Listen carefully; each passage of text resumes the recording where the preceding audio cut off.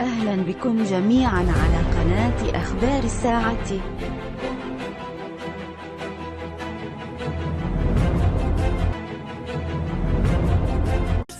هو عنوان الجديد في عالم السينما، وحضر معنا البطلتي ديال الفيلم. معك ليلى الشويز. اكيد اللي غادي يقربونا منه اكثر وغادي يخليونا اكثر نمشيو نشوفوا العمل الجديد، العمل السينمائي كورسا، اللي هو فيلم من الافلام السته اللي وقع الاختيار عليها من طرف لجنه دعم الانتاج الاعمال السينمائيه المغربيه، واللي دعمها المركز السينمائي المغربي. حاضره معنا لاله بشرى أهريش، نورتينا اليوم، مرحبا بك، توحشناك. بارك الله فيك، شكرا. لا موجوده. خاصك لا بدات ديري شي عمل عاد تجي عندنا. لا ديما نجي عندكم، كنخاف نطلع لكم في راسكم. ما طلعش لينا في الراس. وكذلك لاول مره صباحيه دوزام حاضره معنا لاله خلود البطيوي، مرحبا بك معنا. بارك الله. نهار كبير هذا، تبارك الله الرزق تباتوا والعقل ما شاء الله. حنا راه ما ديناش عليها تدينا، لا خفت الدم. مرحبا بك لاله خلود، نهار كبير هذا. بارك الله. اذا اليوم غادي تقربونا من الادوار ديالكم، من القصه ديال الفيلم. البطل كذلك ديال الفيلم هو السي عبد الله فركوس، واللي هو المخرج ديال هذا العمل هذا. فقربونا اولا من هذا العمل. فيلم كورسا هو فيلم كوميدي، لاول مره المركز السينمائي المغربي كيدعم فيلم كوميدي، لانه كانت تجربه ديال الفروج، ولكن شافوا انه نسبه المشاهده كانت كبيره، وبحال تقولي الفروج رجع لنا صالح الجمهور مع القاعات السينمائيه. فالمركز السينمائي دعم فيلم كوميدي لاول مره. البطوله ديالي وديال السي عبد الله فركوس، خلود البطيوي، ربيع القاطي، لاله فضيله بن موسى، عندنا ما شاء الله، زينب عبيد، وزينب عبيد، ومجموعه ديال الفنانين المقتدرين والجميلين. والجميل هو انه فيلم كورسا هي كورسا، ولكن ماشي كورسا عاديه. سي عبد الله فركوس شيفور، ماشي كورسا عاديه، ماشي كورسا عاديه. الوغ شيفور ديال واحد السياره، هاد السياره ديال سياره نقل الاموات المسلمين، والكورسا كيديها من مراكش حتى لتطوان. كندي واحد المرحوم، يعني هذا هو هذه قصه الفيلم باش ما نحرقش المراحل. الدور ديال خلود شنو كان في هذه القصه هذه؟ الدور ديالي كان هو مرات الولد ديال هذا السيد اللي كيموت، وكيبان تماك داك الصراع ديال داك اللهفه على الفلوس والورث، وكل واحد كيبان على حقيقته. وطبعا باش ما نحرقوش القصه والفيلم، نخليو المشاهدين يكتشفوا. الوغ انا القصه اول مره كتسمع هنا في المغرب، واول مره كيتسلط الضوء على سائق سياره الموتى، ياك ولا لا؟ نعم، لان كاين مجموعه ديال المهن اللي هي مهمه في حياتنا، ولكن حنا ما تردولهاش البال. فانا ملي صورت الفيلم وليت عاد تنرد البال سياره نقل الاموات المسلمين، يعني كنشوفوها يوميا وما كيسحبناش بانها مهمه في حياتنا، في حين ان الكورسات ما كيداروش غير في الطاكسيات وفي الطوموبيلات وفي الكيران، ولكن سياره نقل الاموات المسلمين كتخدم كثار من هذا الشيء كامل. انا اللي ترني هي ان الفكره شفتها في فيلم واحد اخر، يعني ان سيارات تتنقل ميت من مدينه لمدينه، ما عندها حتى شي علاقه مع هذه. لا كتركز على السائق. لا ابدا، لان هذاك اللي كنديوه مرحوم ما تيبقاش مرحوم، كتوقع احداث في الطريق.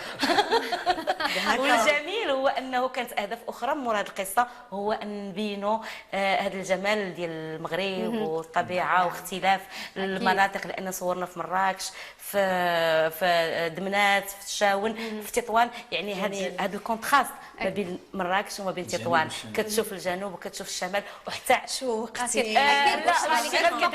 كيف ما قلتي بشرى، لانه هو فيلم كتذكر السفر واستكشاف ما بين مجموعه ديال المدن المغربيه اللي كيمر منها. انطلقت الرحله من مراكش، كنتي معاهم من مراكش؟ لا احنا كنتينا في الشمال. احنا الاغلبيه في تطوان. انا درت رحله كامله، جينا بديتي من مراكش، حيت انا كنلعب الزوجه ديال السائق، وديك الزوجه وحامله الله يخليك، وحامله وكنصاحبوا في الطريق وكيوقعوا لنا المرحوم خصو يوصل ما كملش 48 ساعه باش ندفنوه. الو كتوقع لنا مطبات في الطريق ومشاكل، الو كنوصلوا على 4 ايام ولا 5 ايام. يعني لان كانت اجواء رائعه ديال التصوير. والجميل كيف ما قلت لك ان اشتغلنا على المناظر، على الديكورات، وكذلك على اللهجه. فاللهجه المغربيه لهجه امنيه جدا. دونك بينتوا هذاك التنوع الثقافي والغنى ديال لو ديالكت ماروكان. الوغ تخيلي انت مراكشي مع شمالي، ويلي فهمتيني اش عندك انتينا مع الدبند. هذيك ديك المراكشي كتجي شويه لعبه. اللغه بوحدها هي بيرسوناج بغينا نقولوا. الوغ اللغه بحد ذاتها ملي ملي كتجيب ممثلين محترفين وعاوتاني يشتغلوا معنا ممثلين يعني اللي ما كتاح لهمش فرصه مثلا يشتغلوا في الرباط او في كازا، بحكم مثلا في تطوان اشتغلنا كاين ممثلين وممثلات رائعات في الشمال. تطوان اللي تصورت فيه احداث كثيره وجل المشاهد تقريبا لان تقريبا لا شد الفيلم كتكمل في تطوان. تطوان، ولكن كانت اجواء رائعه. وكيف ما حنا تمتعنا في التصوير وتمتعنا بالقصه، كنتمنى ان الجمهور يقتسم معنا هذه المتعه هذه. والفيلم يعني العرض الاول اختار المنتج انه يكون بمناسبه يعني نخرجوا الفيلم العرض الاول بمناسبه اليوم العالمي للنساء لوي مارس، فهو يعني عطينا كادو لكل النساء المغربيات، لان لم مشات لك المراه القاعه السينمائيه وتشوف الفيلم لا غتفوج غدي وليداتها وغدي راجلها، بما ان حنا بغينا المغاربه كلهم يشوفوا الفيلم. خولد علاش وقع الاختيار على تطوان بالضبط؟ علاش بالضبط تطوان في نظرك؟ تطوان هو اختيار واقيلا ديال المخرج وديال هو اختيار محض ديال المخرج وهو بما انه عنده هذه الفكره ديال انه يعمل جوله في المغرب من مراكش لتطوان، ضروري مع القصه ديال الرحله اللي غادي يدي الميت اختار هذا لو تراجي هذا، لان هذاك المرحوم عنده ولادو في تطوان، هو في مراكش عنده الاملاك وهذا، فملي كيموت ولادو كيبغيو يدفن، يعني كيقول لي با ندفنوا عندي، خلى الوصيه انه تدفن في تطوان لان عنده الاملاك في تطوان. سي بور سولا كنديروا هذه الرحله من مراكش حتى تطوان. وبيني وبينكم غير بخير تكست، لان كان الهدف هو اننا نخرجوا من الفضاءات المعتاده على العين المتلقي، لان كنصوروا دائما في مدينه بحال الرباط، كازا، مراكش مثلا في الانتاجات اللي كنديروها، ولكن بغينا العين المشاهد تخرج وتسافر معنا وتشوف هذا الكونتراست في الاركيتكتور المغربي وفي الطبيعه المغربيه. اكيد غادي نخليو المشاهدين يشاهدوا مقتطفات منها، نزيدوا نشوقوهم لانهم يمشيو يشوفوا هذا العمل الرائع في هذه الصور. انت يا نور عيني يا سيدي.